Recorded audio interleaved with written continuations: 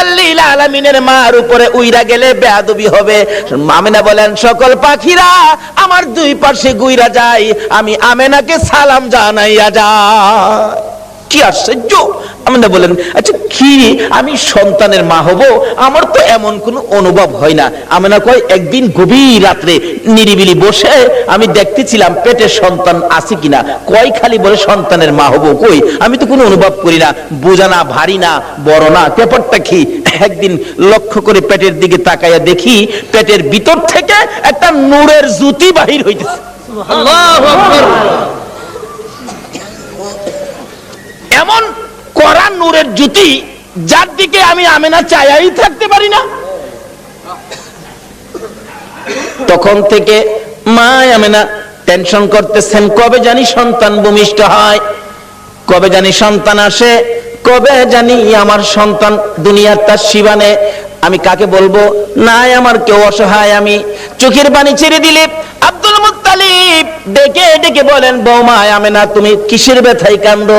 বাবাকে খবর পাইলাম আমার নাকি সন্তান হবে।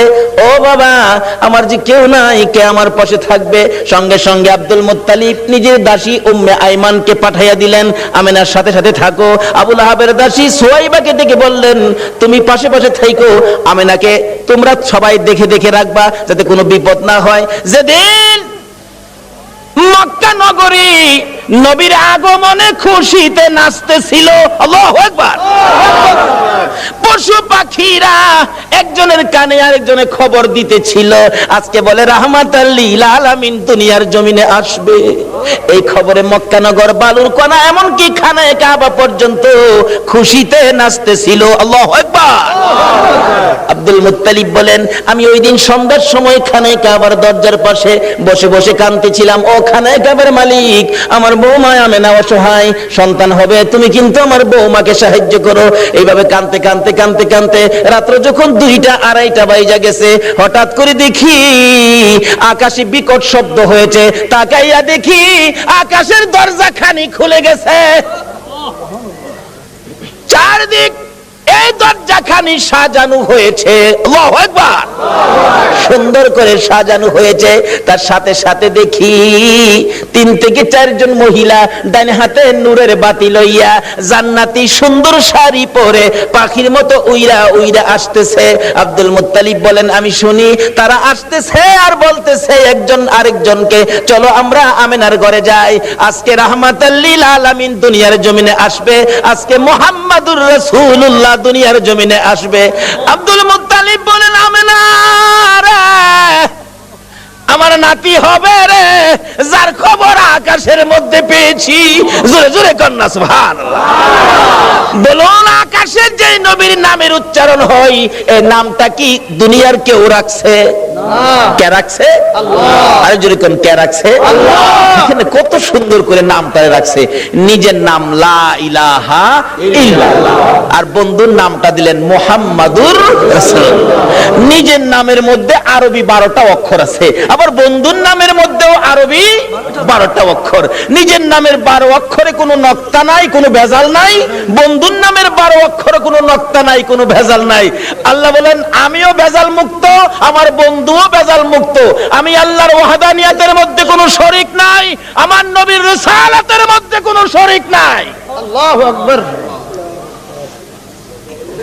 কিন্তু এই নবীকে নিয়ে টানা হেসরা করবেন না, এই নবীকে নিয়ে মাসলা ফিট করে নবীর মর্যাদা কমানোর চেষ্টা করবেন না, তাহলে বিশ্ব মুসলমান মার খাবে।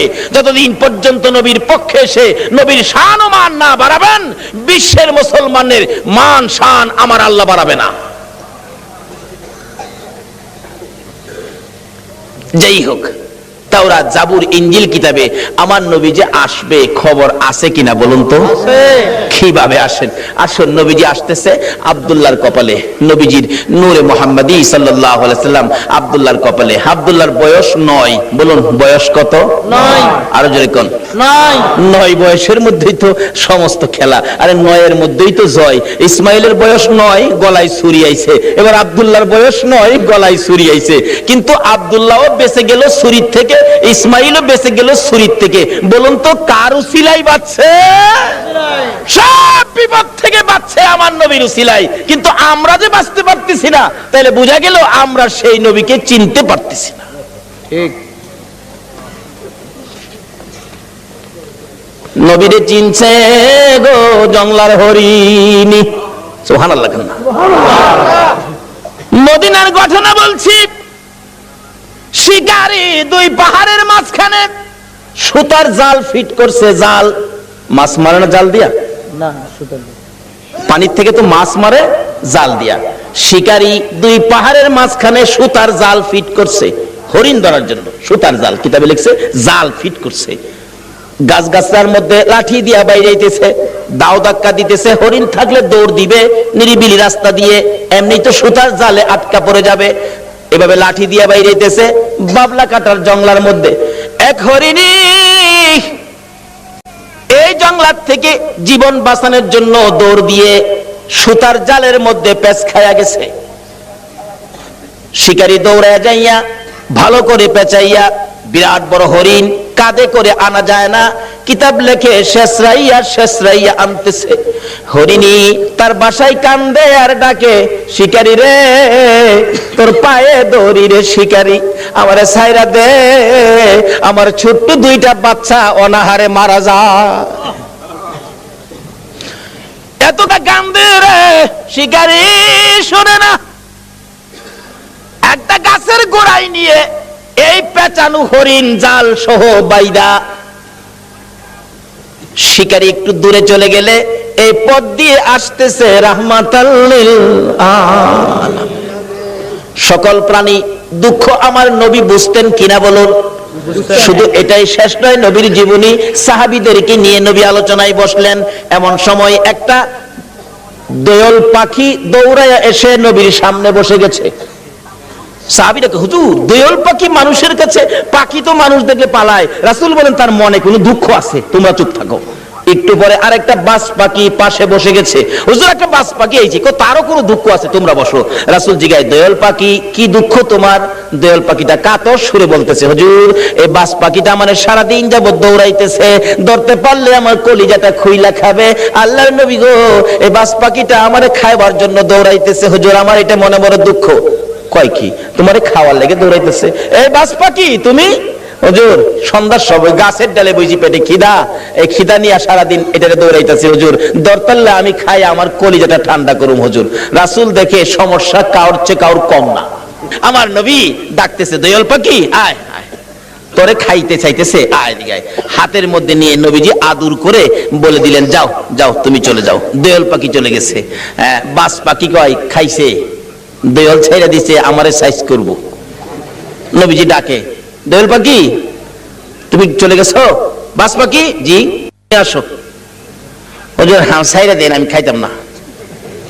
জায়গা হুজুর আমি জীবন আর খাইতাম না, আমি সাইরা দেন। নবী কয়, তোমার পেটে যখন খিদা তুমি আয়ো না, একটা কাইক সামনে দে,